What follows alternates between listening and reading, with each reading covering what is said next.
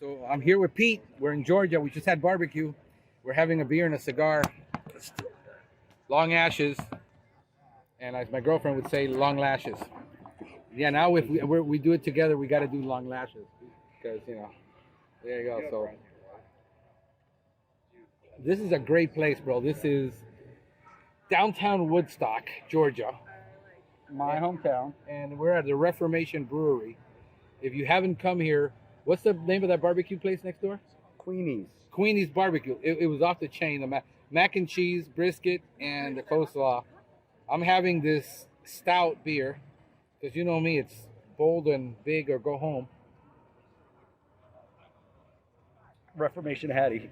There you go. And he's having this is a Macanudo. CRU Royale. It's a Rocky Patel. Yeah, Rocky Patel. This is a Connecticut. He's going light today. Yeah. And so, yeah, we're just, shooting the breeze because it's nice and cool, too. It's beautiful out here. When I got here, it was 40-something. I had to acclimate. It was cold. It was cold, 40. I mean, it went down to like 30-something. The lake froze. Yeah, really? Yeah, and I tried to throw like onions into the lake to see if it would break the ice. Right. And it just skid across the lake. Oh, dang. Yeah, so I know I went into the tens and the Yeah. single digits and below just a week, I think, before, and pipes were busting all over the city. Yeah. Yeah, so for Georgia, that's not usual. Not for this place. It's like how builders are, right? Like our house is built properly, right? It's like got the water lines, it's insulated, and then it goes through the center of the house, and then Right. it disperses through all the rooms. Where a lot of people's water lines are like up against the exterior wall, and it just travels up long. Oh. And so like lots of people stuff busted, or they're in they have like a little overhang in the upstairs, and the water line's there, but it's not Right. insulated because building code sucks Right. around here. So people were busting, but we had a chlorinator busted. That was the only thing. Okay, it's outside yet. Yeah, Plastic. it's not insulated. It's the Yeah. only thing that wasn't insulated. So the chlorinator for the pool busted, but that was it. Yeah, so I got here, but it went down into the I was out smoking a cigar. It was like 10 degrees. No, the first night I was here was actually when it Oh. got into the light 30s. So it was freezing. It went to freezing temperature. It went to 32. Yeah, you see that green right there in that tree? Yeah. That's mistletoe. Okay. That is from bird poop. Bird eats a seed. It like the acids in the seed transforms the DNA in that actual seed, and when they poop and it lands on a tree, it comes back to life as mistletoe. So that's what a mistletoe is. That's a mistletoe. You see them all But over I'm the not place. going to go under it and kiss you. No. No, okay. I'm not a touchy guy. Oh, yeah. So, but what I was saying though, that truck and tap. So if you have a food truck, you have to prep your stuff like at a commercial facility. Right. And so we got a call, and it was all the way in Decatur to come out and do an inspection at this new facility, which is designed for, Prepping. prepping. So A bunch of lease- prepping station kitchens and So they everything. lease it out by like the hour. And Yeah. okay, got it. Yeah, and they have like a Department of Ag rep that had an office there and stuff like that. And so we got the bid on it. Right. And, it's all about like opportunities, right? Right. It's like looking for opportunities. And so when we found that, like, what we were doing, and I never knew anything about, I knew about the food trucks. I didn't know about the laws that food trucks had to abide by. Right. So then I was like, and so when I heard that, well, that facility, it's the same facility that owns like Truck and Tap and stuff, I was like, wait, I want their numbers too. Right. And so when I got their numbers, and I was like, hey, I'm out, looking at this facility, I go, I can bid on it, but I go, if you have other locations, I go, we can bundle everything and at least drop that price down. Right. Or pass the savings, or no, give you the savings, but pass the expenses off into the rent of that facilities and stuff, right? So we worked out a deal, and we were able to get like 4 locations plus that big old location there, right? So again, it's it's all about like opportunities. Like, how far can you take donuts? If you buy donuts, how far can you take it? Can you get a coffee roaster shop by bringing them in donuts, or can you take the coffee roaster facility, introduce those two businesses, because businesses love the network, right? And if you have a coffee roaster and you have a donut facility, that's almost a natural marriage.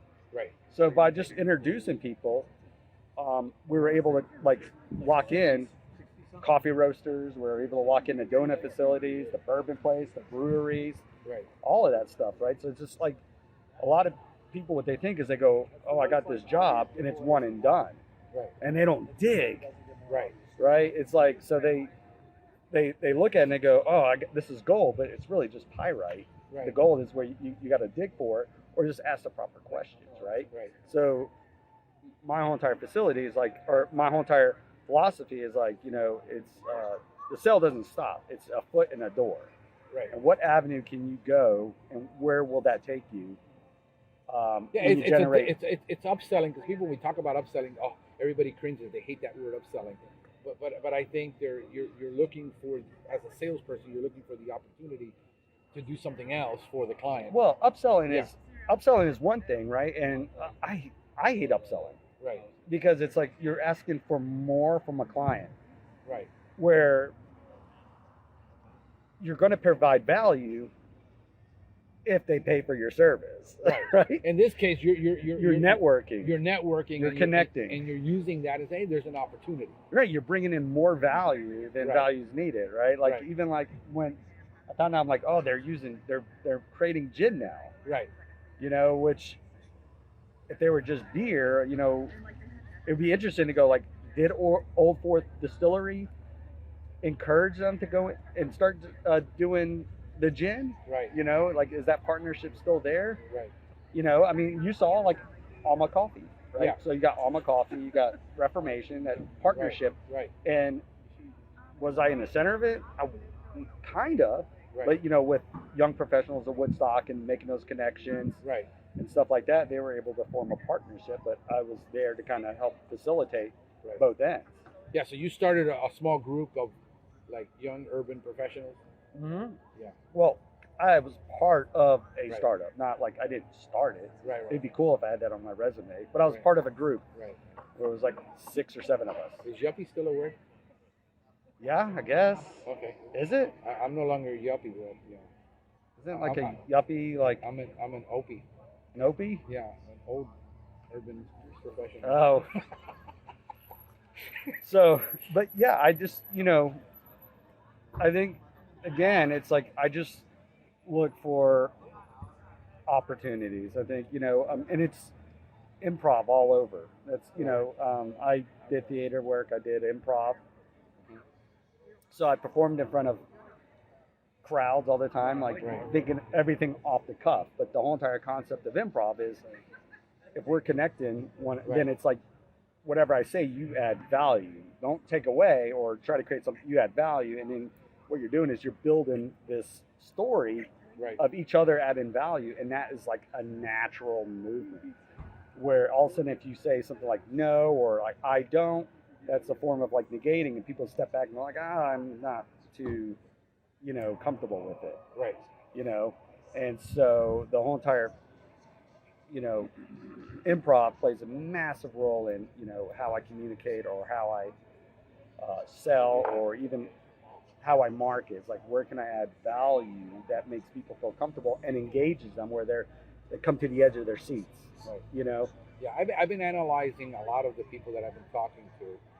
We've got some like serious lineup of people coming in that are all like your company. You had at one point 40 employees. How many? No, the highest I ever had was 44. But I reduced once I went to monthly. We went down to 38. Okay, so but you still had, that's an enormous. Yeah. That's for most people. Yeah. Enormous pain in the ass. Yeah, I know, and most people don't talk about that. Some people work for the companies that were like that, but I just brought on, Pete Chopin is on, Maria coming awesome. on. She's going to be on the second. She's going to be my first podcast in the new year. Nice. So she's done some amazing stuff, which I'm really, but I'm looking at people who you would not think these people would be building these kind of companies. And everybody brings, what I've analyzed from people is they're bringing in something from their past that allowed them to be successful somewhere, and then realize, hey, I can use this. Pete was a broadcaster and he was in pest control since he was a kid. Yeah. But a lot of these guys, especially the younger ones, they became, they were regional managers, they were branch managers. They understood the business from the backside, where most of the people that we deal with, that I'm talking to, did not. They come from the tech side only, and they never get to see the behinds, and it's so hard for them to transition that into, how do I create a bigger company? And it's hard for them. It's harder. Like me, I came from sales, marketing, and IT, or mostly sales and IT. Yeah. And so what I did is, oh, I understood the SEO thing, and I went with that to build my company, to build what I do, using the podcasting, because I worked in radio and television. So a lot of this stuff for me is just natural. It's not something I really have to work at. Like the SEO, why do I still focus on it so heavily? And people are like, but I understand it. I understand how to compete in my market of 2.1 million, 2.8 million people, 320 pest control companies in one county. And for me, it works. And so I bring all that. And then so you look at from theater and how you can use theater and engagement to, I guess, engage with people and enter into the conversations, enter into the it's network. reading the room, yeah. Yeah, so reading the room. There you go. So I think that's unique, and people don't see how they can use their past skills, I guess, for a lot of this. I think that as I'm analyzing more and more entrepreneurs, like Maria comes from we're going to get into the discussion, she was an office manager. She understood all the workings of the pest control business, and then she could do 10x more for herself. Yeah. No, I did not understand the pest control industry. I didn't even really understand the business. Right. It's like, at all. Like, that was, you jump in with an idea, and, I used to work with a team. I didn't own a pest control company. I didn't even work in pest control. But in marketing, you work with a team, and then there's people in place to where it's like, also you become an entrepreneur, and it's just you, right? So now you're the owner, the marketer, the technician, the sales, the receptionist, all of it. Yeah. And it was tough, it was really tough. And it's like, I didn't have the power to hire people in my previous career at all. I didn't have that. Right. At all. And so, yeah, it was a massive learning curve. And it's like I did what a lot of other people did, right? It's like I interned with a couple of pest control companies, people who I liked, I kept in touch with. And then I was like, hey, we're growing, come on board. Right. And they're great technicians. Right. Not great office or operations managers, or they're not great, managers or warehouse managers or anything. They're just good at being a technician. So yeah, it was a lot of learning. It was a lot of reading books. It was TED Talks, continuing education as far as business courses and stuff. Right. And still to this day, I don't know how to build a business. It just happens. Yeah, what a lot of people think is also the misconception is that, everybody. There's two misconceptions. I think two extremes in the building of a business, that anybody can build a multi-million-dollar business, and also that the other thing is, that when you build these big businesses, because you understood it all and you figured you understood. I think this is a lot of balls to the wall kind of deal, where you're just hitting your gun and you're figuring it out as you go, and you're learning the next level of where you're at. And like, I have friends who are like, man, I wish I knew all that corporate stuff. I said, bro, there it is. it isn't going to help you to know all this corporate stuff. I come from corporate. I was in the C-suite. I was in an $8 billion company, and I was like up there in the sales. My office and the VP of sales were like right there. So the corporate stuff is great to understand. When you get to that level, it's not very useful when you're, and this is where a lot of the books miss it, I think, all the business books, where they're dealing with companies that are in the multi-million-dollar, the corporate game, and they don't understand the solopreneurship or that micro business, which is really what we are. When you're you're $1 million, you're like really a micro business. Yeah. Still, you're not even a small size business compared to the SBA classifications. You're really a micro business. and learning all this. Like I understood how to manage people, but I never understood how to hire people Right. because I never did it. But I understood how to manage it. I was managing teams of 20 people without a problem because I'm great with people and I let people do their job and I don't micromanage. So I'm comfortable in those environments where people are afraid of that.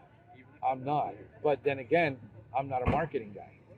Yeah. I'm learning how to be a marketing guy now after 15 years still of being in this. I'm now learning how to do a lot of these other things in marketing. Yeah. No, well, I think, you know,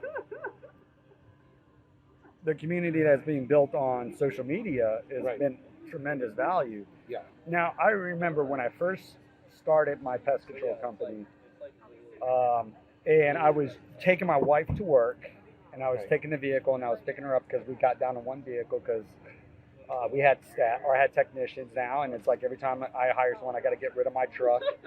I'm like, yeah, you know, it's like you grow and then you start back because you got to hire another one. You grow, you start back. Like that's your That's been my experience. It's like all of a sudden, oh man, I'm doing so great. I got all this cash flow coming in now. But you lose like $60K just like that. Yeah, once you hire another because I got to person. go in, and now I got to go in 50,000 into, you know, and the average truck right now is running about 29 plus the add-ons plus things. We're at 35K investment plus hiring a guy, and all that extra cash is now gone again until that next route starts building. Yeah. And it's always like, you're like, yeah, but you guys are making like $1 million and you're not making 300,000. I'm doing 250,000 a year and I'm bringing home 150K. But if Once you you get hire in, someone, yeah. yeah, oh, that was close. But yeah, so when we were like, my wife and I, when we were like, when I was taking her to work and picking her up, like through this transition, I can't remember which magazine it was. It was either the PMP or it was the PCT. Okay. PMP, PCT. Pest management. Not sponsored, should be. I was reading one of the articles and I could Write find a it. check. Yeah, and I could find it, but it had this one article, and it's the one article that I remember out of any of the pest control magazines. It was talking about the green movement, Right. and we were already doing the green, but it was talking about the concept of like business owners not listening to like technicians. Right. Okay, so when I went to go create this natural market or the natural pest control, I proposed it to 3 companies that I worked for because I was like, I really don't want to start a business. Pitched it to 3 organizations. None of them saw value in it. Right. None of them. I was This there. article was very specific. Like, be open, listening to your technicians, listen to the people who are interning, listen to the freaking marketing guy. Like, you know, Listen to the market. right? Yeah. Well, you know, like when I filled out my resume, they were like, "You're a little overqualified." I go, "Yeah, I know, but I'm learning about the industry." Right. You know, and I got to be careful because I don't want to say I want to start. Right. You know, the industry. I go, I'm just, you know, I'm a company man, and I'm just tired of talking to 6 different bosses. You know, and so, but when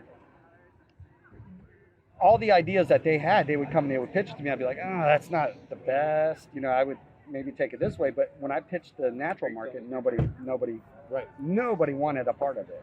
Yeah. So when I finally started my own, guess what? Like all 3 organizations years later, all of a sudden, they got natural division, the green alternative. Yeah. Now everybody's got or it. whatever, right? But by then, it's like I've already infiltrated the market. Right. And dominated that market. Right. And so that article has always stuck with me as far as like the best routes. And so when I say like was turf, like it was a technician that was like, dude, how come we can't be like a turf company in pest control, like where we get like 20 houses in a freaking neighborhood? That would be so much better. Yeah. Because with pest control, it's like you're not getting everybody in one neighborhood. Yeah. Because there's no way to market really, except if they're looking for you. Not unless you got some deep pockets to do some targeted. You could do like those The door to door. Those are all connections, right? Yeah. And there's a certain niche that has those connections Yeah. that like we're Yeah. not going to touch. Yeah. At all. We can't. Yeah. You know. I tried doing it in Miami. It's almost impossible to do it in Miami because I live in a gated community, and there's 2 gates to get to me. Yeah. You have to go through the main gate, and then there's no soliciting signs everywhere, and then you have to go through my gate to get to my little community inside Gated. there. Gated, yes, yes, I did gated. I didn't want to, but you know it was kind of the economics, so it was actually worked out better. Ours was gated at one point Yeah. until the road flooded over. And then now we have to have an emergency evac through another neighborhood. So now we just have a ton of traffic that drives through. But yeah, like so. But the technician, and he came from a turf company, Right. and so I pitched the. So when I listened to him, and I was like, oh, and I started doing more and more market research. You know, I was like, What year was this, by the way? Kent's about to turn 18, 14 or 13 years ago. Okay, that's about the same time I started dabbling with it. Mine was. Well, that's the turf. You're talking about pest control, or No, I mean the whole eco-friendly thing. Oh, yeah. So I was like 17, 18 years ago. Yeah, so I started dabbling in that. I was at my second CE. 17 years ago, Okay. because Kent was a baby when I So got into the market. you've been in it way longer than me, because I got into pest control in 2006. In 2007, I went to a CEU training course, and Doc was there. Doc Fisher? Fisher. Oh, okay. He was there, and that was my first exposure to a CEU conference. And then that was the first thing he said. He says, the future of pest control is green. That was in 2007. Seven. Yeah, so he says the future of it, but It was already understand. there, yeah. Understand, that was my first CEU. I had just gotten into the industry as a tech, and everybody in that room laughed.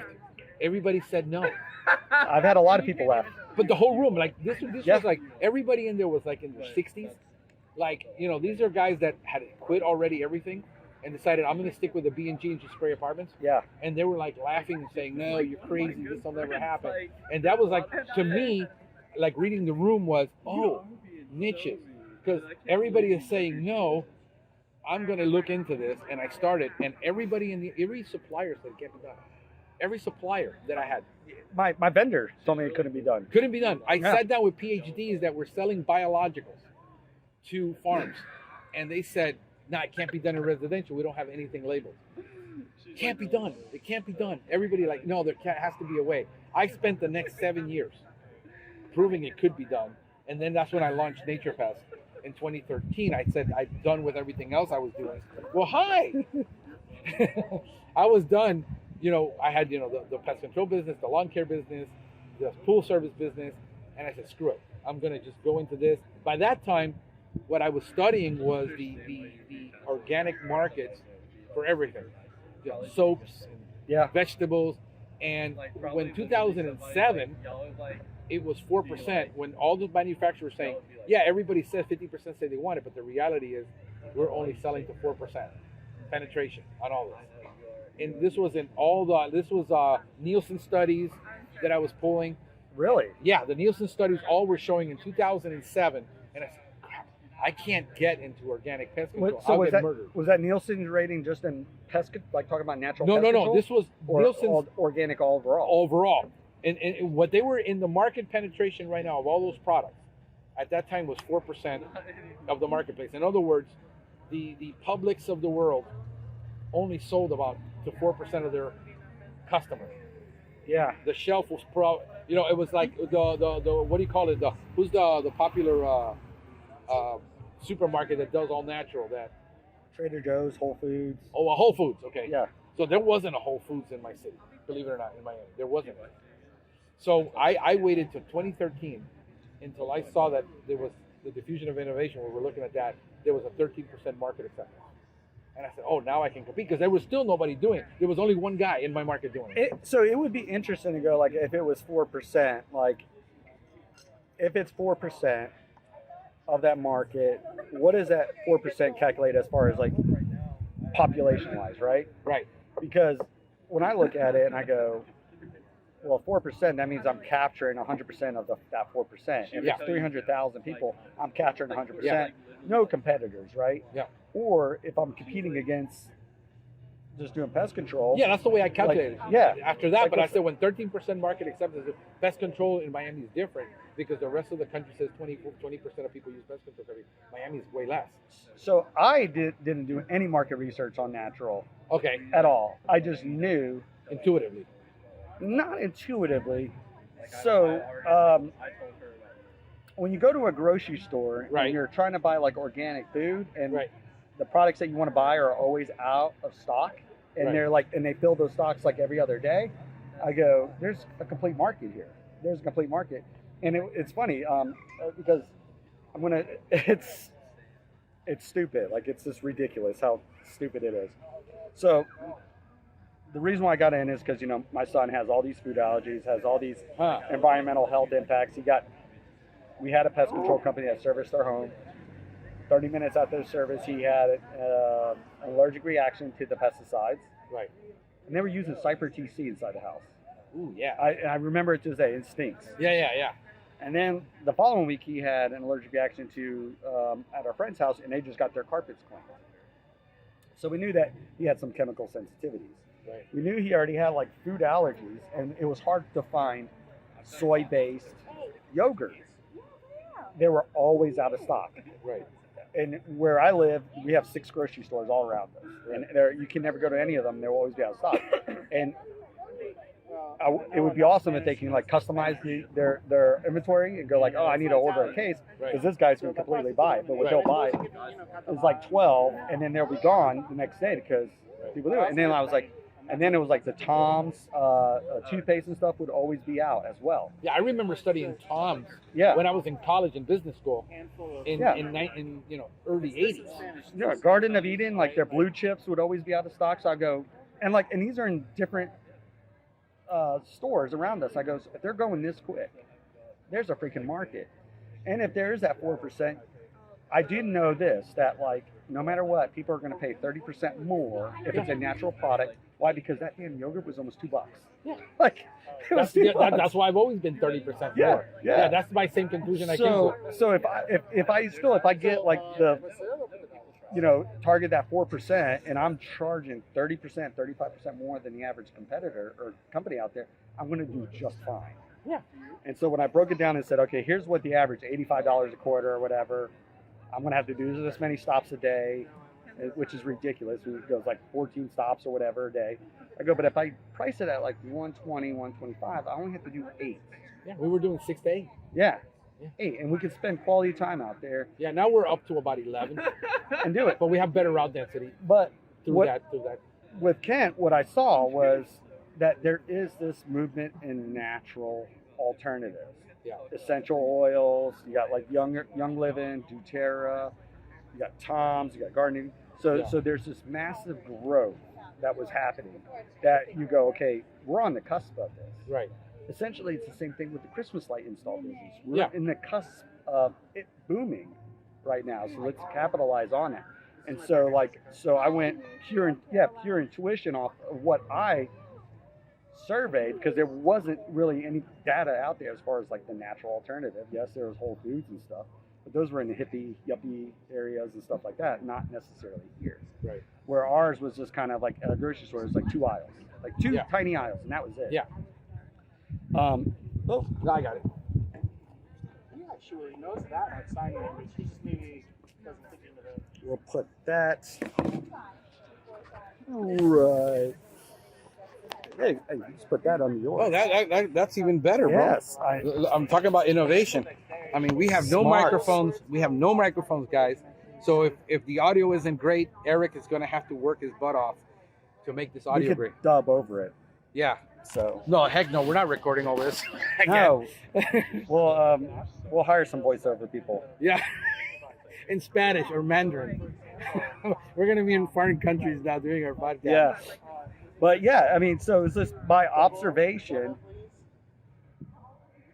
and I went there. But yeah, like I told you, like even my chemical rep was like, "Why? Why would you do that? That's stupid. Like you're just gonna only." I was like, "Because it's gonna work." Here is the thing where I ran into when talking to my chemical reps. That meant when I went in 2006, by 2007 I was already IPM. I started subscribing to all the IPM courses I could take, And I said, the only thing I can do is do facilities, high-level facilities IPM in a home. Because there were no, I mean, I bought the first entire line of IC3 of when it came, the Oh, yeah, Essentia- EcoSmart. Yeah, the EcoSmart. They started here in Alpharetta. Okay, I bought the first line. Yeah. And I figured I couldn't control crap. And not in GHP, but then I started doing tests. I said, well, my main business is lawn and ornamental. Yeah. Why don't I start doing organic lawn care and organic, pest control for lawns and where kids are playing in their lawns and all this? And that was much easier for me to get into that market. And then I got into IPM, but having the conversation with the reps is that this means I'm going to sell less chemical. And every year, when I talk to somebody, I say, look, my job is to control the pounds on the ground. Yeah, they didn't see the value. And because it cuts into their business, it's not, which is ridiculous. Yeah, because I mean, even though the natural products cost more, right? too. But not a whole lot of people were going to make it or making it.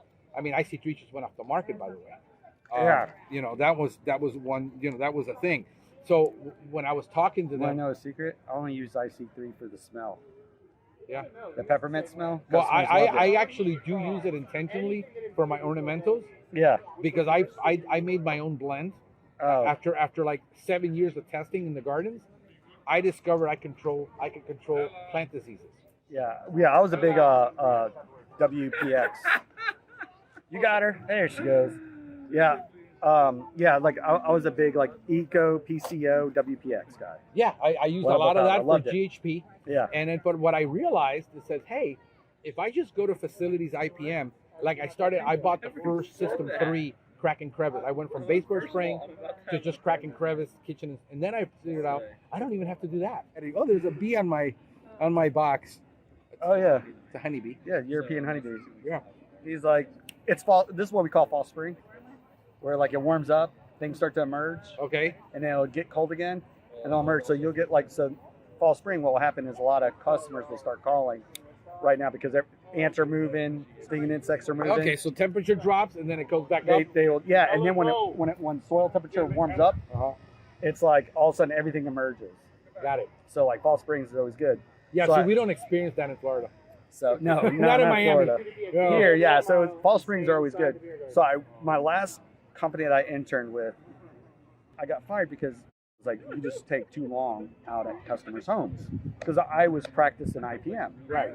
Now here's the kicker: I was still bringing in the same amount of money, and I had way less service calls compared to everybody else. I always have a fit about that. Yeah. With companies that your service calls are, you got happy clients, you're using less chem, and you're still. I mean, my guys are still producing back to back the same thing anybody else would produce. I got guys in companies claiming they're spending 45 minutes in a house. I'm saying, how the heck? It's like my guys are spending 20 minutes on average, but we're not treating anything inside that doesn't need to be treated. No. I got fired for spending too much time. The quality of the service went up. The service calls dropped drastically. Where it was like you get 2 to 3 a day, I might have got 2 a week. Yeah, my guy last week got 2 calls. On average, he gets 2 to 3 calls a week. Yeah, and it was all purely by observation. Right. Like, for instance, observational biology. Yeah, for instance, I dropped my ban out, like I was trained for roaches. Right. Right. And I'm like walking around and I'm seeing these little white dots like move. I'm like, what? And I look at it, I'm like, holy shit, the ants are like picking it up, which was really cool. Right. I know it works great. I've heard it works great for OHA. I can't get over there for them to pick it up. Yeah. So what I did is I watched it and I go, they're going to take this back to the damn nest. They're going to take it back to the nest. Right. Or wherever the dot is moving, they're going towards the nest. Right. So then I was like, all right, I'm going to come back. I'm going to look at it. And then I followed it and I pulled back like the mulch or whatever that was around the structure of the house, or it was like 5 feet away. Found a massive ant nest, like area that I wasn't going to treat if I treated this structure of the house. Right. Because where it was, right? Right. You're treating what, 1 to 3 feet from the house? Yeah. I would have never ever treated that, right? Right. And so when I did, I was like, oh my God. And I ran to the truck and I grabbed the D&G or whatever, and then I sprayed it. Right. Okay.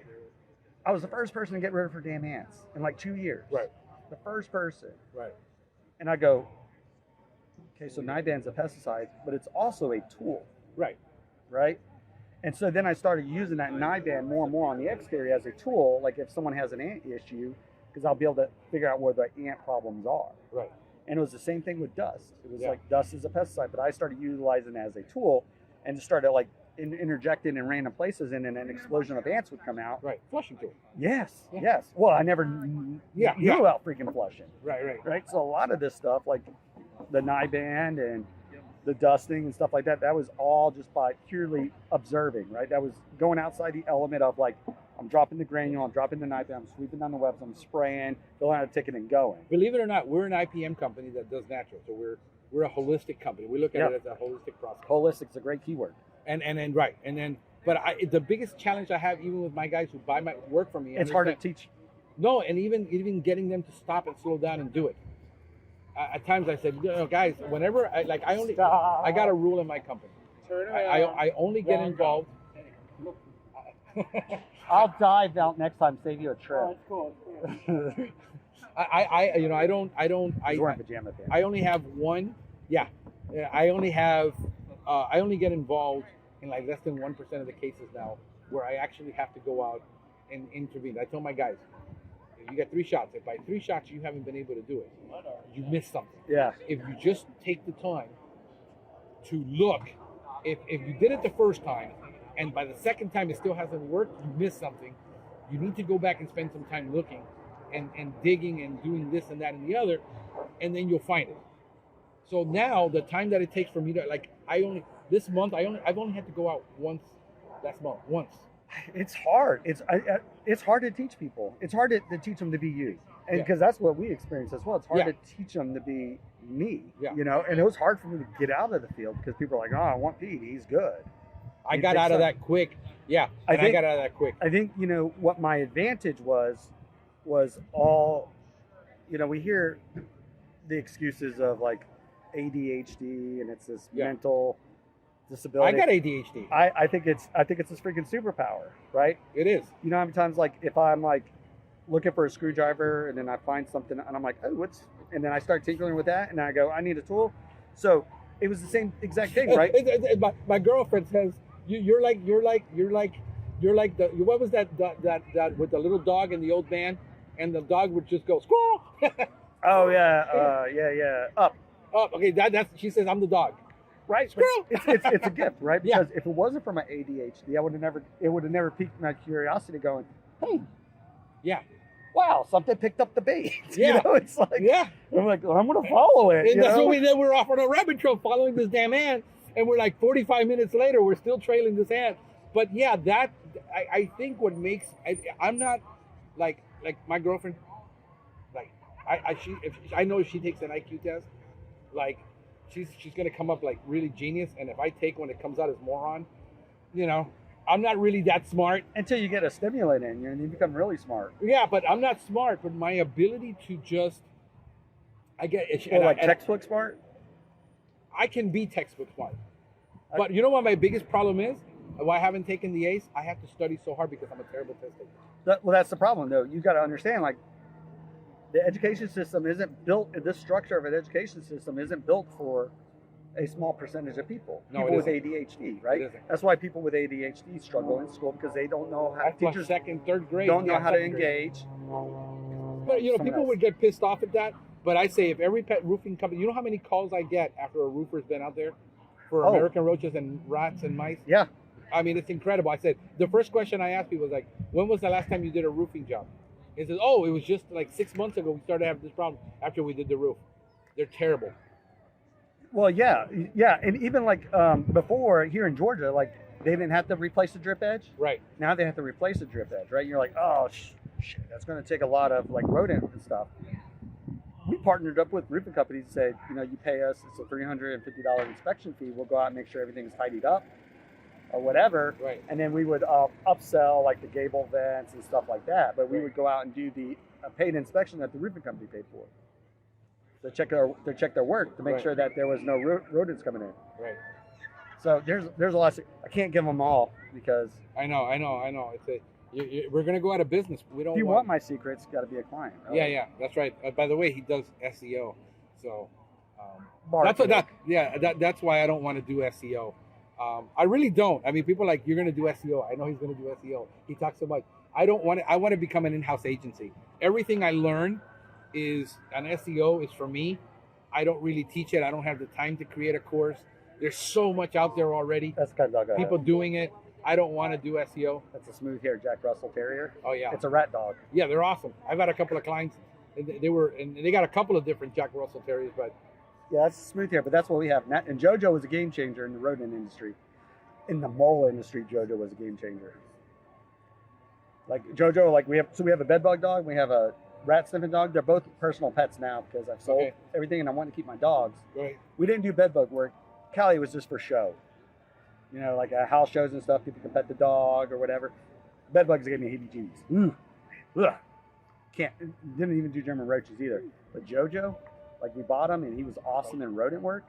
But it's really hard because you're in urban areas. So how do you get like the rodent dog to do things? And he helped out when we really needed him. Like he found an entryway that was like 30 feet away from What a do house. you have mostly here in Georgia? Roof rat or Roof, Norwegian? Norways, and mouse. You got Norways? Oh, too? we got all three, yeah. Right, yeah. See, in Miami, I found some Norways on the West Coast, like Naples, Yeah. but I've never seen a Norway in Miami. It's always roof rat because they're so much more aggressive and they'll displace them. But I guess Yeah. you have a lot. Yeah. Like this would all be. We're, like we're all Norway. urban, so We're urban too, but we because we sit on crawl spaces and so we have the roof rats and we'll have the Norway rats that come underneath, especially like in inner city. Like the Norway rats are crazy, like the burrows and everything, right. all over the place, right? So that was the goal, was to get into like commercial, like because like all these big manufacturing facilities. Because the reason why we got this massive account, it was a cabinet maker Okay. account, and they called us because they had this customized countertop that was made, but it had seeds in it. And rats were eating the seeds in the countertop that they were manufacturing. And where the seeds were coming because this was a natural wood product. Yeah, it was. I don't. It was a specialized countertop that somebody wanted, Right. and I just remember it being gray and having like random seeds in it, but they were chewing the damn seeds, and Yeah, they were but- like chewing Right through it. Yeah. the countertop. And I was like, I don't know how Once this works. once you install it, you just thought, well, that's just a natural aesthetic of the board. It was. It On was, the it was countertop. crazy because These burrows, they're natual. well, you got to imagine the phone call, because then the sales rep goes, "Hey, dude, like there's rats chewing on someone's countertop." Like, I was like, "What? What are you talking about?" So I go to this manufacturer place. They do cabinets and countertops. It's huge. It's like 3 massive warehouses, all in, they're all in the same city, but you got to drive to each location because they're all on the same property, but it's so far, right? And then Right. to check bait boxes, you got to drive the truck because you'll close your exercise ring and just by doing that job. Yeah, those are big. And so, but like these guys were like building this system where they, the rats would climb up and the rats would fall into this barrel. So like when I went, there was like 30 rats in one warehouse, like just in one warehouse bay, right? Oh, wow. There's like 60 bays, Oh wow. right? So because each one does something independent. I was like, oh, that was really intuitive. That's pretty awesome. Right. And he's like, what are you gonna do with the rats? Because they're all alive. I'm like, let's throw some bait in there and then leave them, and I'll grab them when they're dead. Yeah, I know. It's What else? like- But and then so I was like, when I was doing that, I was like, I need to invest in a dog, right? He did phenomenal there, and we knocked out a lot, and then we couldn't get rid of it, and they hired us because they couldn't get rid of it, Right. And then we got, you could, just the name of the company, Yeah. it's a big one, and I don't want to go toe to toe in court, but they hired them back, and I was like, well, that sucks, but it was okay. It was like a 45 or an hour drive out there anyways. Yeah. And it took all day. Yeah. I had the same thing with a big Mercedes dealer. Yeah. I got hired because they kept getting into these Mercedes and chewing up all the wires. Oh, good. I thought you were going to say they were taking the catalytic converters. No. Yeah, well, that happens. Those hood rats. Yeah, hood rats. Yeah, that's a different rat. Yeah, we can't shoot them or anything. No. But these rats were eating all of the vehicles, and then they were getting inside the bays. Because that wiring is coated, right, with organic materials. I don't know what it was, but dude, they were like, the last Mercedes was $5,000 worth of shop repairs in the wiring, and they did a bunch of them. So, and then the doors, they had these automatic doors that you would just drive up, and the doors would open up in the bays, and then they would immediately close. Yeah. And what happened was, all the sides of them, the metalwork, there was I no think I metalwork. smoked that cigar a little bit too quick. I think so, bro. Yeah, I told you to take it easy. When it's in my hand, Yeah, I know. I told you to take it easy. I'm still like, I'm enjoying this, man. This is like a 4 hour. it was in my hand. Huh? It was Yeah, like, yeah. What do I do with my hand? It's the ADD thing, bro. Yeah. Yeah. So I got hired by this company, and we knocked out all the rodents. We did all the exclusion on all the bay doors, metal work, because they have these these holes for the alarm wire to go through, and they were Amazing huge. what those guys Is that catch poop these or a days. rock? That is like agate, I think. Okay. I think so. So yeah, and then after that guy left, and they brought in this management company to do the cleaning. And oh, we're gonna use our people. I'm like, crap. Yeah. I mean, yeah. that was a big account for us. Yeah. Yeah. But with that, we got JoJo, the rat sniffer, Why? and I was like, we had an issue with the mole job, and what's crazy is like, it's wild to think like a lot of rodent wildlife companies don't do mole work because it's a challenge. It's hot. Yeah, I bet. There you go. I thought it was way too high. So it's crazy, like, because even like some of my clients here in Georgia, I'm like, gotta do mold, man. They're like, no, and it is hit or miss, right? Right. But JoJo, game changer with the moles. Game changer with the moles. When people get like their yards all like treated and stuff like that, the last thing they want is to see runs Right. all over, and it goes crazy. And then of course when they start seeing runs, the HOA gets involved and like, hey, you're gonna fix your lawn. Here's Yeah. your letter. You're gonna get fined next year. Or Oh, so whatever. there's a lot of big HOAs down here. Oh yeah, like the majority of all neighborhoods are HOA, so you capitalize. Really? On that. All right. Cool. And even on older neighborhoods too, man, people spend a lot of money on their grass. I bet. And so the last thing one is like moles destroying it, but it was crazy how many rodent wildlife companies didn't do it. When I brought JoJo out, and JoJo was like, he was like sniffing around, and he was like in the mulch, and he was like, pow, and then he started digging in the guy's mulch, and he pulled out a mole, and I was like, and he pulled out a second mole, and I go, oh my God, I want to use them on the moles. And I started like, and then So this is serendipity. yeah, again, right? Yeah. It's looking at for opportunities, right? Right, Being right. observant. It's the same thing with the NIBAN, right? It's Right, like right. what's going on. Right. I see this with JoJo, and I'm going, this is something really big. Right. And so again, on marketing, even on SEO, no one's doing it. So you start dropping in mold content, all of a sudden you start, and then we're getting like 7, 10 leads a week just on molds. And JoJo stayed busy with that.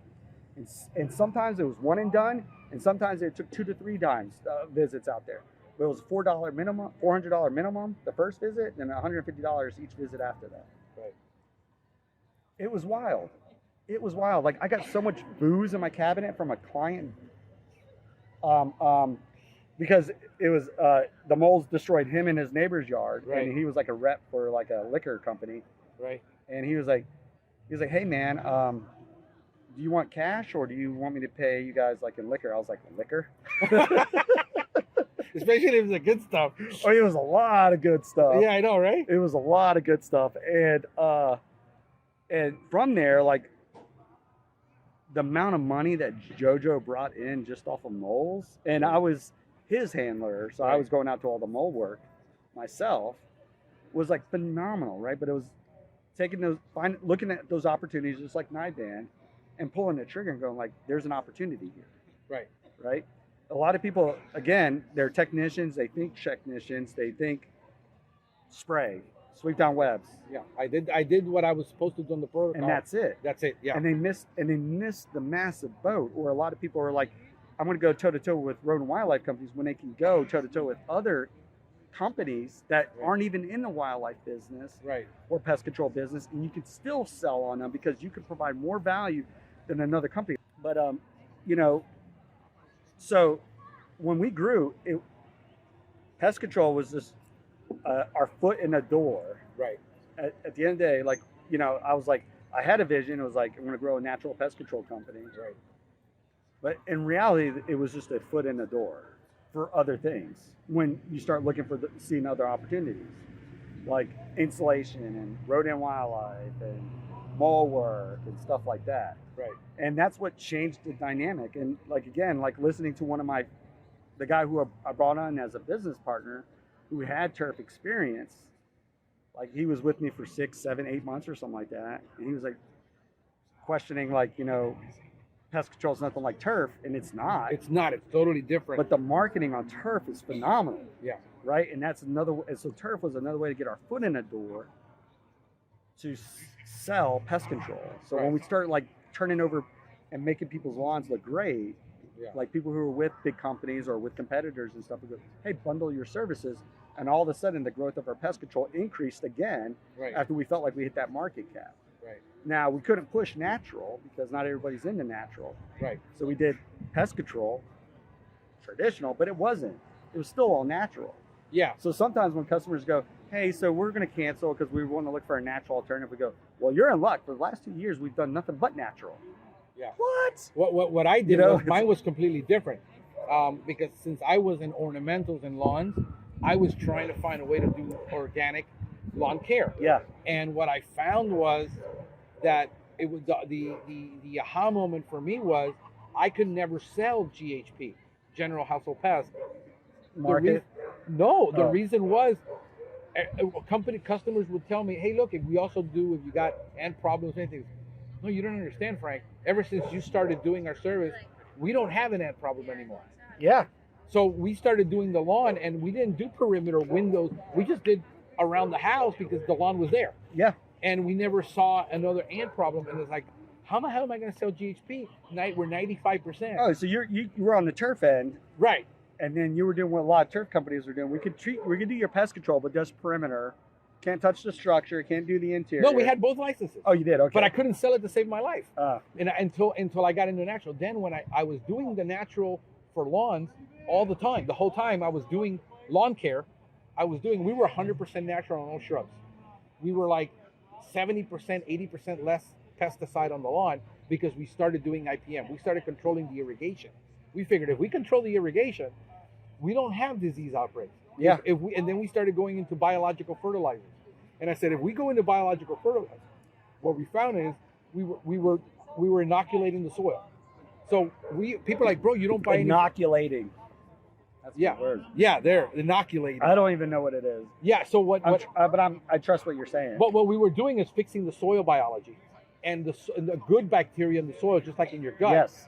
Started rising. Gotcha. Yep. And then the diseases were no longer like almost non-present. Yeah, you encourage deeper root growth as well, so they can pull up more micronutrients. Right. Yes. So what I did was that's exactly what I got into organic farming to understand what I was doing in it, because the ornamental industry wasn't teaching anything about. No, they were selling stimulants. Yeah. Quick release stuff. Yeah. Which encouraged shallow root growth. Right. Yeah. So I started focusing on, hey, if I cut the water back, I get the deeper roots. If I do the soil biology, the roots strengthens, plus the soil bacteria rises. Yep. And we have less. So my supplier would say, dude, you don't buy any fungicides from us. Who do you buy them from? He says, I don't use fungicides. I don't need it. Yeah. He says, that can't be. You have to do it on every application. I said, no, we stopped doing it, and we only do it in the winter when I get an outbreak on a property. Other than that, I don't apply it. You know where 90% of this is a statistic that I'm just making up, but from my experience, a lot of all the diseases and everything like that is a couple of things. One, people overwatering, and two, people watering at night. Watering at night and then over nitrogen. Yeah. Because a lot of diseases are susceptible to nitrogen. So what I was trained. Which you just replace with potassium. Exactly. And your grass greens up. And that's what we did. And a lot of times we just use the liquid application. So then we figured out we could be very efficient with liquid, creating a biostimulant, a biofertilizer that I made in-house. And I started using the natural on the shrubs. And then I met with a manufacturer's rep. And he says, I said, ever since I started mixing your products and using them like this, I noticed over the year that I don't have any disease on my shrubs. He says, it's funny you should say that. We've been doing the same research, and we came up with a product now that's going to be introduced that is going to do that. But I started doing like 100 studies. I'm a bookworm like that way. Yeah. So I was doing like 100 studies on all different types of diseases and different pests. So on shrubs, nobody can touch me on organic. Well, everybody's still spraying with bifenthrin. We're getting better results with our natural blend that we make and our biological fertilizer. And then I started testing other people's, and it wasn't as good for like 2 years. And now we were testing other ones that, oh, this is just as good. No, we had to go. We're going back now to making our own, because our own blend, because it isn't as good. So that's how I found out. So then I got into GHP, and when I started, I had perfected this program, and the customers were like, "Do you offer organic?" We had been offering it the whole time, Yeah. but we couldn't say anything because we weren't that company. Yeah. Then in 2013 is when I rebranded, and I said, "Okay, we're going to be Nature Pest, and we're going to do it." And then I had already done, IPM for facilities.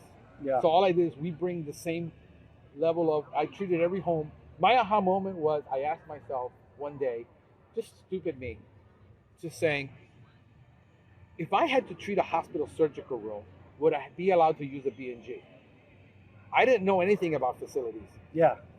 So That's scary, yeah. I started looking at it and says, how do you do it? So I started looking at San Francisco, and I started looking at like facilities IPM.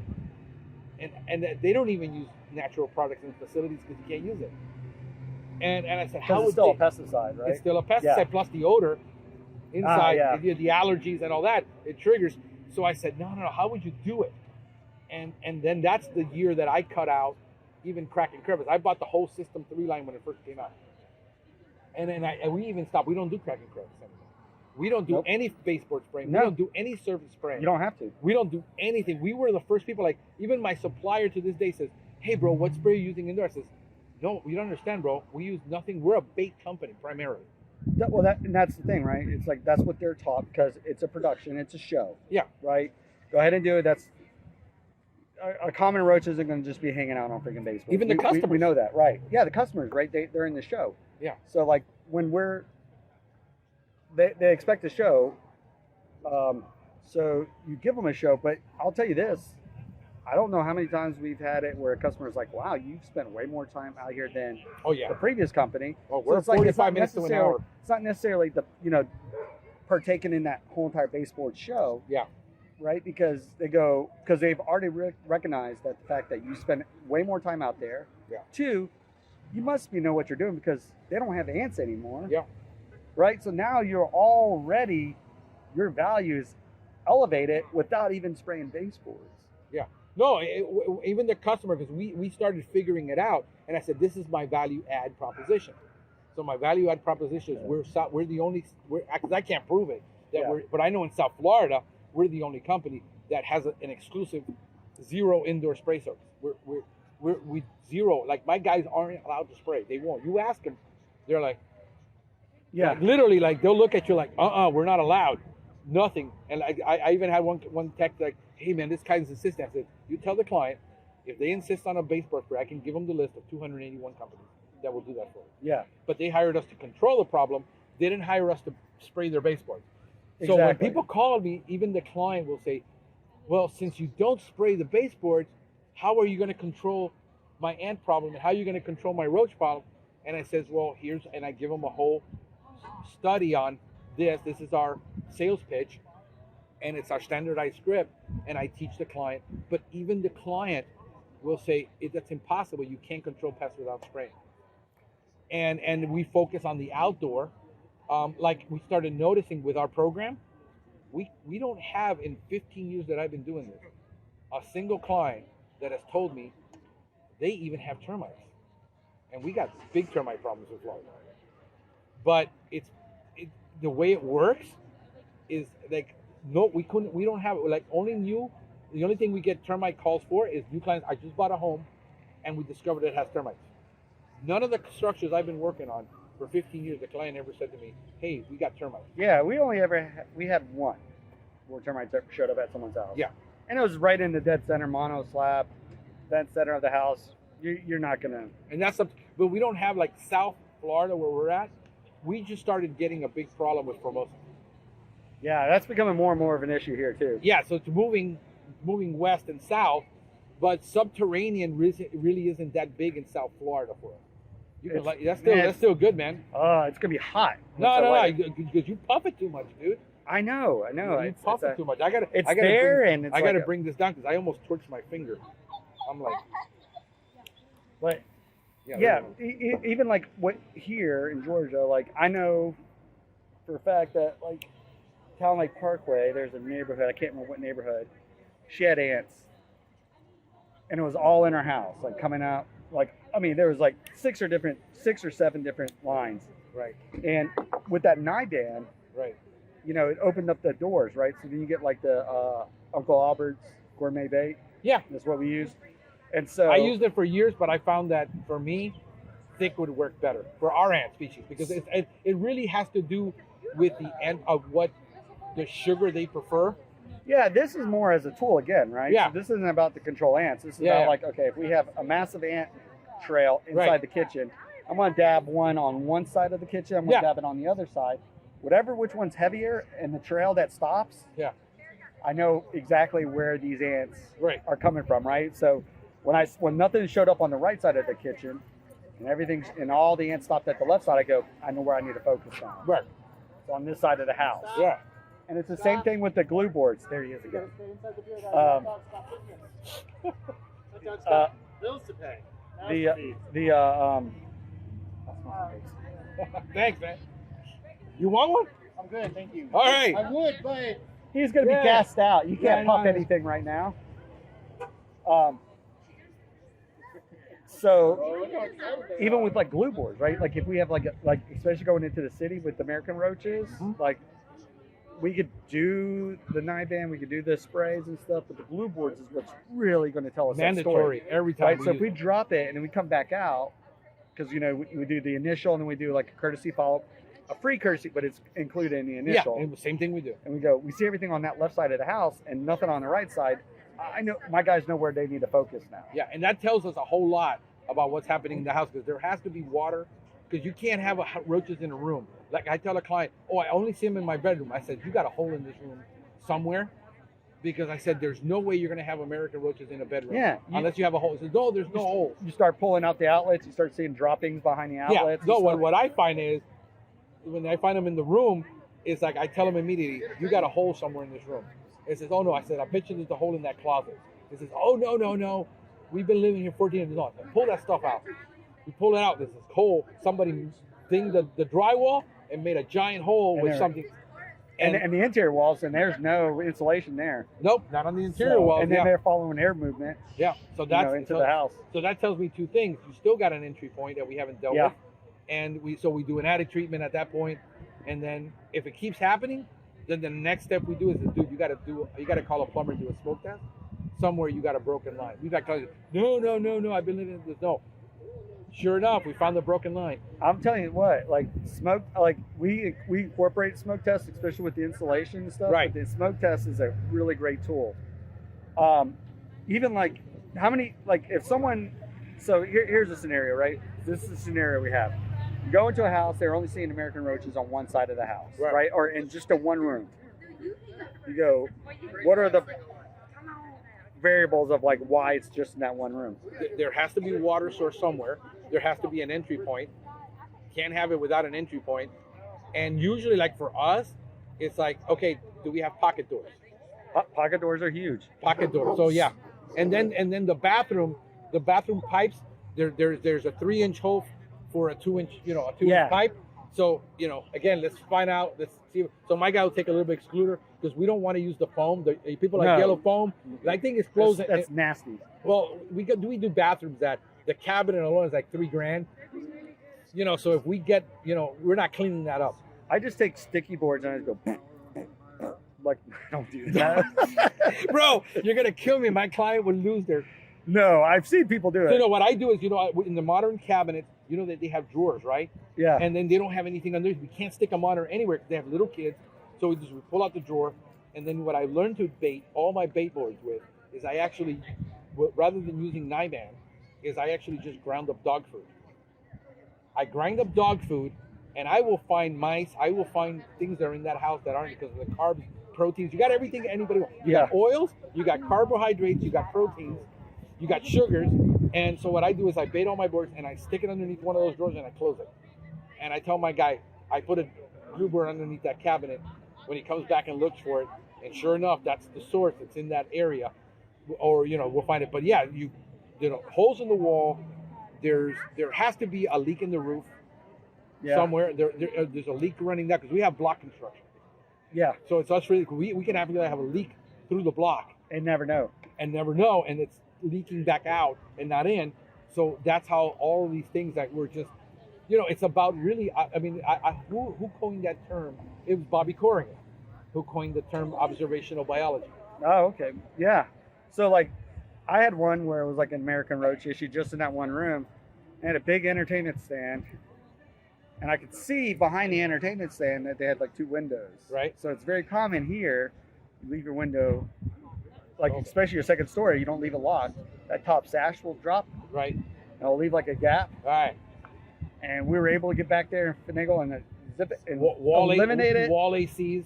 Yeah, well, we just lifted and locked the window, eliminated the roach problem in that room. Yeah. As simple as that. And like I tell, but how many people would go to like baseboard spray and stuff without even doing a proper inspection? No, my guys now, I even make them on every initial service. You have to have they'll report 10, 12 pictures of things that are exclusion problems. Yeah. That the client doesn't fix. So we tell them, and we, now we're getting into exclusion work. We never did, but it's so hard to find craftspeople that. You need a craftsman for sure. Yeah. So it's tough. So I don't want a pest control guy stopping his route for 2 hours. So we need a specialized guy. No, because even like that wildlife and exclusion industry, look at this. We can ride.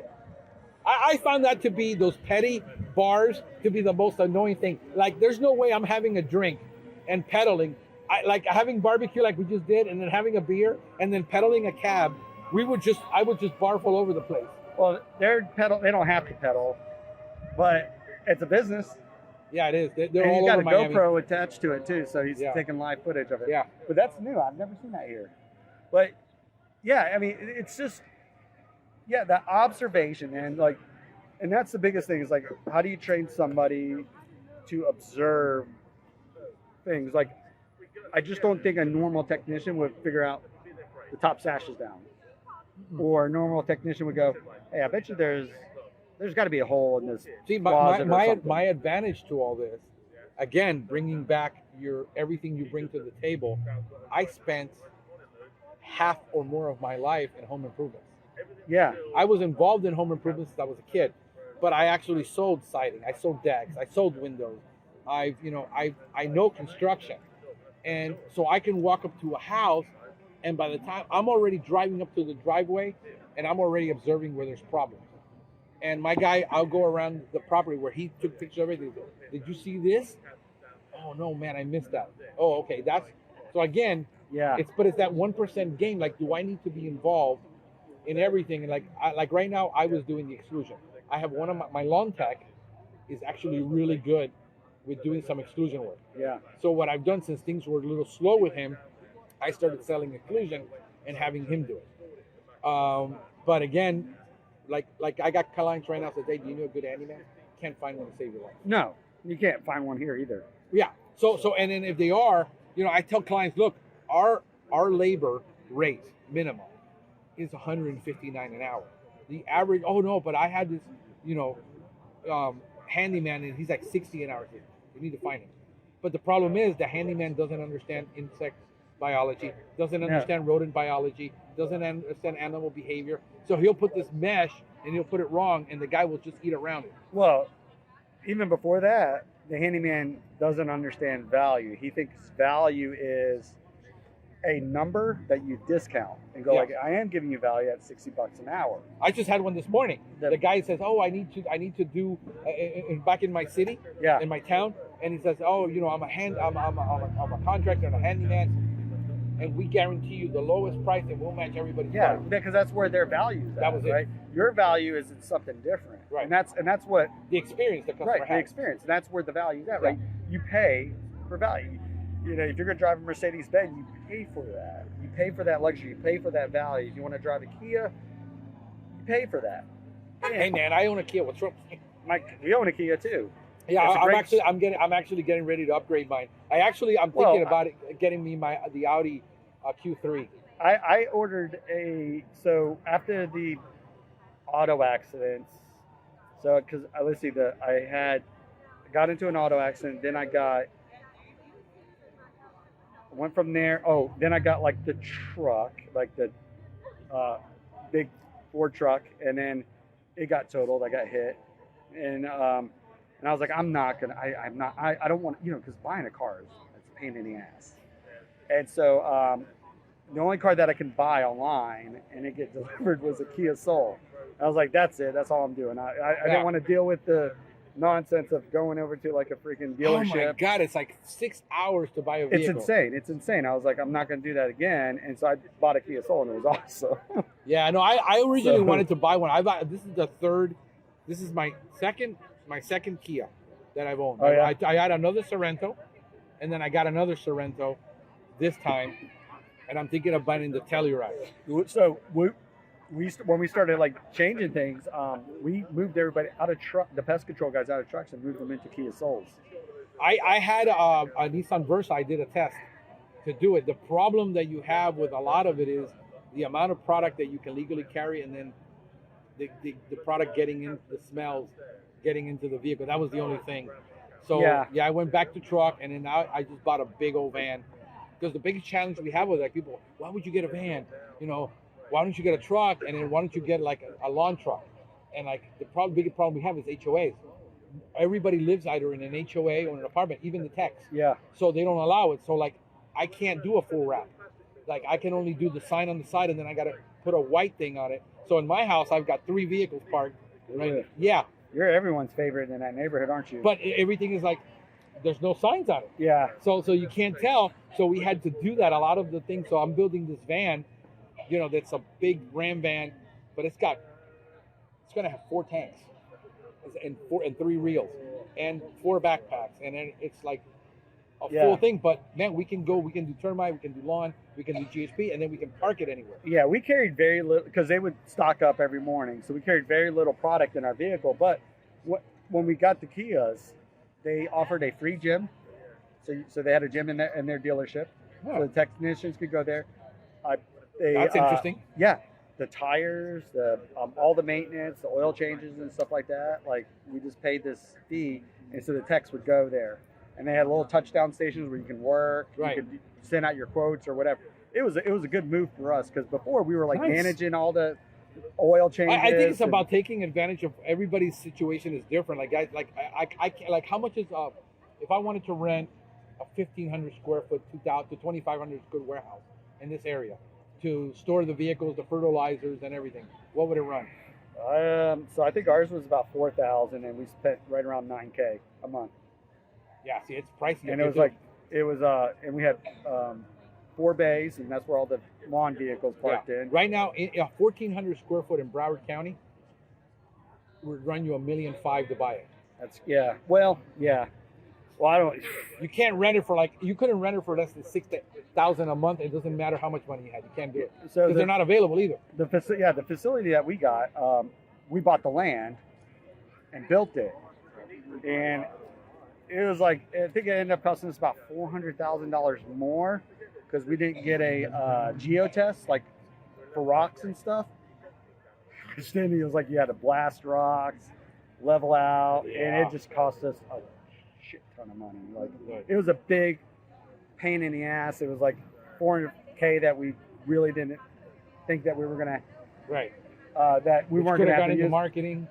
Yeah, but then like instead of buying, what we did is we had little touchdown stations all over the place. So we had one off Bell's Ferry. Right. Your friend probably shops at that public shop center, but it's a real estate building. So there's mortgage brokers, roofers, real estate agents, and your pest control guy. And guess what? They have weekly meetings. So all the WDO letters came through us. There's a facility, Woodstock Community. That's where we did the wipeout right over there. Okay. So it was like $400. It was an office. It was our own little office. And so like sales reps or whatever, instead of driving back to the office or whatever, they needed to do their work. They did it at their touchdown station, or they represented that area. So like PGP was over there, Alex was over there, you know, and that's what they did. And so like, I remember when I was trying to teach IPM to all the technicians, I was like, this is not going anywhere. I got to figure out a freaking solution. So what I did, I was like, these guys are just pest control guys. They are going to be the guys who are going to spray, drop the granules, sweep down the webs. We need that interaction. That service needs to get done regardless. So then what we did is we had like what we called our first impression team. They would do the sales, the new start, the initial service. That's how I'm going to do it. The follow-up. And that's what I've been doing. And then all we had to do was just train 4 people and go like, and then it was so much better because those guys could take the time. They took the time, and then they stayed in the company longer. Right. Yeah. So I mean, so you got a level 1 tech, a level 2 tech, a level 3 tech. Yeah, and so then it was like you can send them to training and stuff, and it was a good investment. Whereas like just technicians are just going to be technicians, and it's like going. No matter how much you try. Right. I'm like, you not see this window? I didn't know that the window was down. It's like, we've talked about this like over and over. But the thing is, you can't teach DNA. No, you can't. So you got the guy who's like meticulous and looks at everything. You find your charmers, yeah, and then you start coaching them, yeah, mentoring them, and then they can start doing it. And like those first impression guys, like Pete, he is a regional manager now, for a big national company. I don't know if they're national, but they're huge. Right. You know, they're a big family-owned company based here in Georgia. Pretty sure you guys can figure it out. Alex, same thing. You know, I mean, they're management level now. You know, and they started out as technicians. Yeah.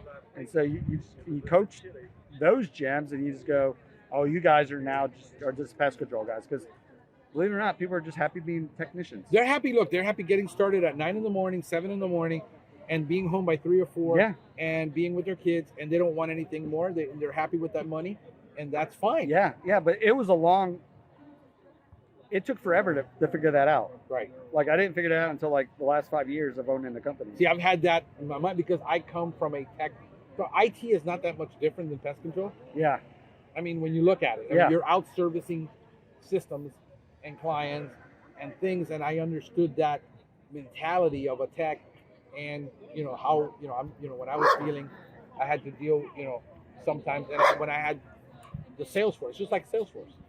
You know, you have your CSRs, and then you have your lead tech, and I was a national account rep. You know, so things that, like I said, from my background, it just came naturally to me to think that way. Text my wife real quick. Yeah.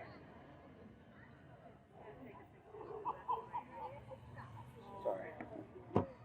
So yeah, man. Dang, let's do marketing. Yeah, I know that's your thing. I love and marketing. I suck at is it. Fun. And I suck at it. I think it's just a part of like you get to create, you get to look for opportunities, create, and you get to see the fruition. It was fun, even with natural pest control, like solving people's issues.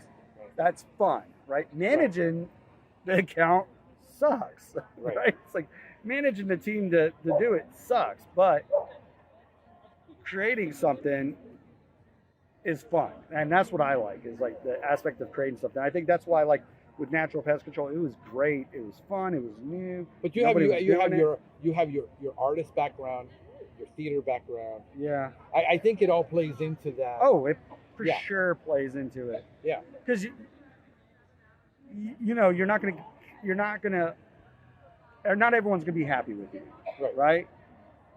But even when they go to like an improv show, you're gonna have your hecklers and stuff. Yeah.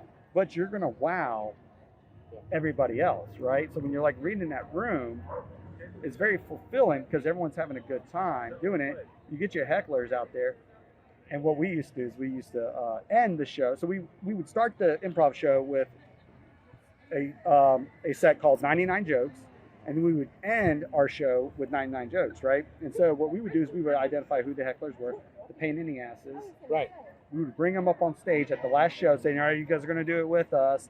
We would do the 99 jokes, and then we would just walk off stage, end the show, leave them on stage, and they couldn't do anything.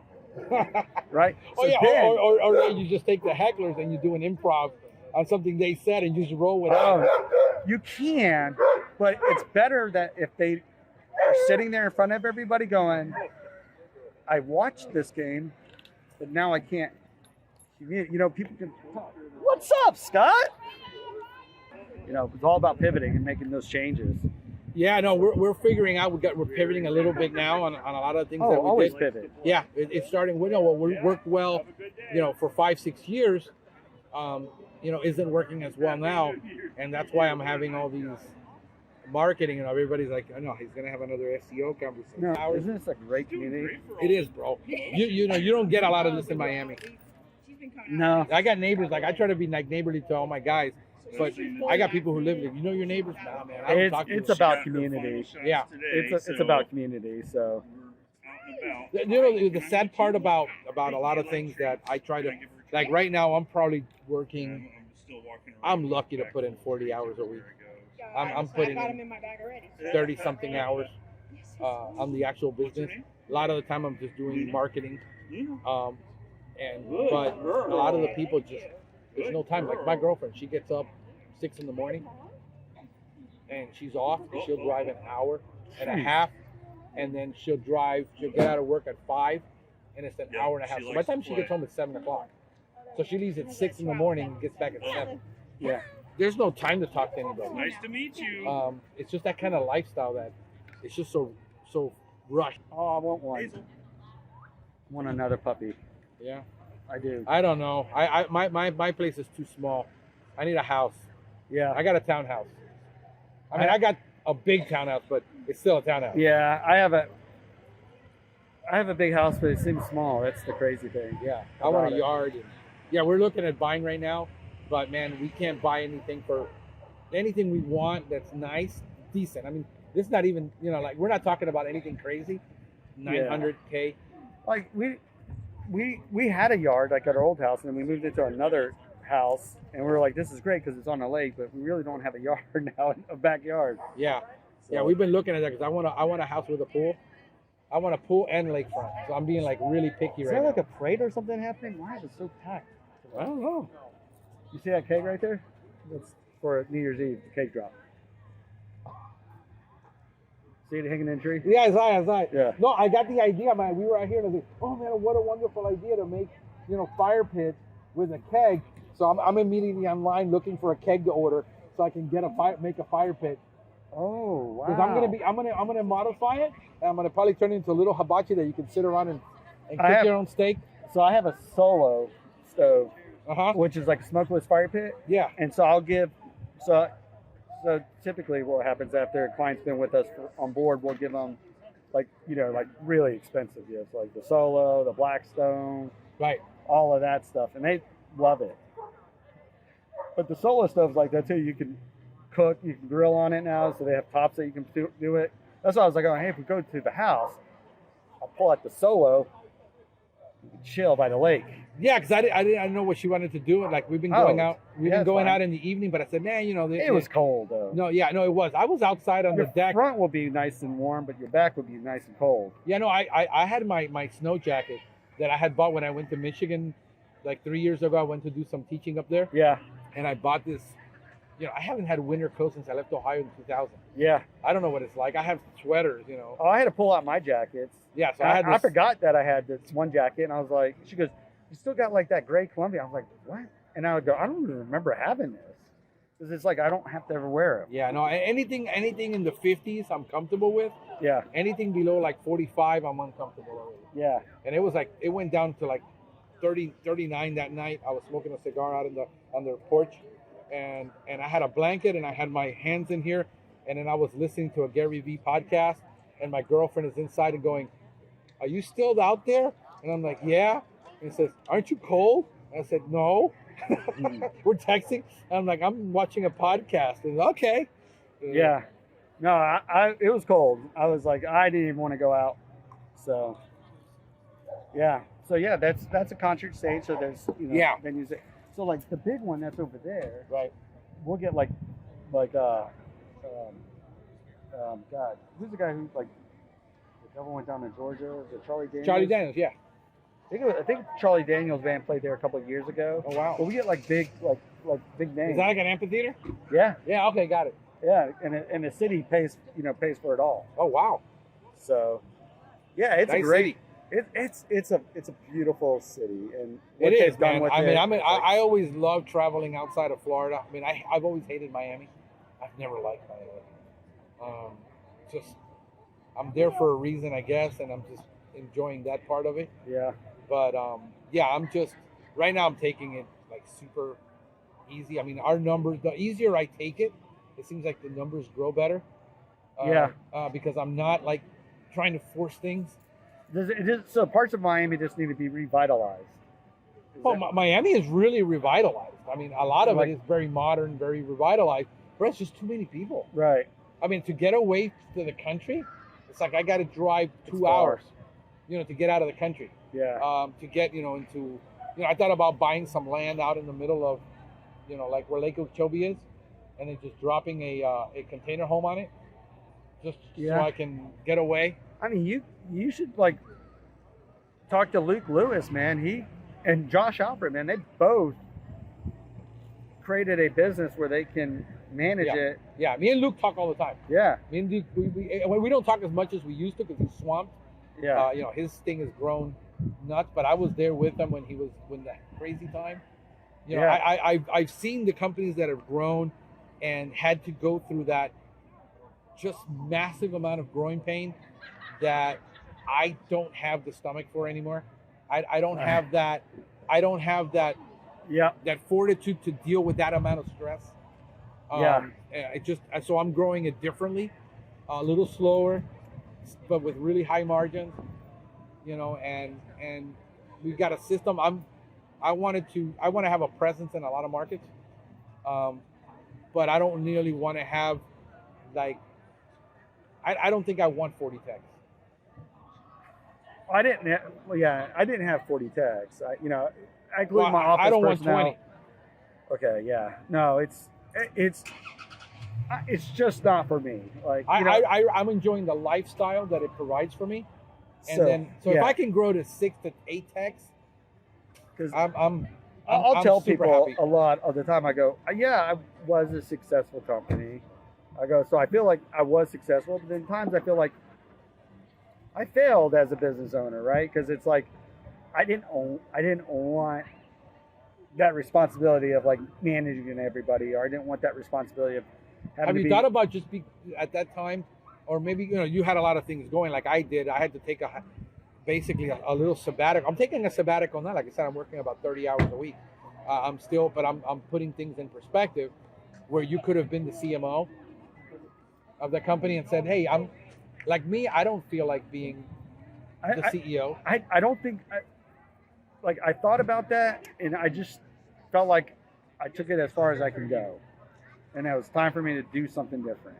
Got it. Because I went to like a workshop in Vegas, and I was like, I need to reignite myself. Right. And I left there going, yeah, I don't want that. Right. I don't want that at all. Right. And plus, I was, like people like Dan Nielsen or something like that. Like I met him there, and he kept getting hosed over with his marketing companies. Yeah, that's the same thing I had. That's why I want to build my in-house one. Yeah, now I was going, let me help you out. And I built him a website for free because I was like, oh, it'll give me something to do, And give me like a company to play with and like design stuff, right? Right. And I did that, and then another one like reached, and I was like, I don't know. I kind of like own a pest control. I don't have time to do that. And then it just got to the point I was like, I'm done. I'm just so done with it. Like it just wasn't fun anymore. I've seen a lot of owners that own different businesses, and they got to that same point. I mean, a lot of them, just recluded. They became really reclusive. Yes. It happens. Yes. I mean, I found myself doing that. It got but I was going through so much at the same time, and they become like, hell, I'd just rather become a pastor. I was very reclusive. Yeah. Like, I mean, I like exited a lot of things. Right. Thank God for, people like Scott Sawyer and stuff like who were consistent in my life. Because, because without him, like, oh, hey man, let's go out. And I'm like, he's like, I'm in your driveway. And I'm like, damn it, Scott. It's like, Right. So then he, because I mean, he understands what it's like running a business. Yeah, you burned out. I mean, you burned out. You got really, to it's exhausting. Burnout, and for me, it was the chronic exhaustion, the chronic fatigue, the medical issues, the stress. And I said, let me rethink how I want to do things. Yeah. And and like I said, I enjoy, but I enjoy the teaching part and the training part and the development part of people more than I actually enjoy growing a business. Right. I just don't enjoy the business growth aspect of business. So that's why I want to do the academy. That's why I want to start doing local technical training and Like the academy, like CEUs? yeah, like CEU academies locally. I already got it built out. I mean, I'm waiting on one class I'm going to record over this new week. I wanted to launch it January 1st, and I'm going to register all those classes with the state starting in January, and start doing local CEU training with guys that Like via video or? I want to do. I'm going to do both. Let's turn this off. Let's talk business.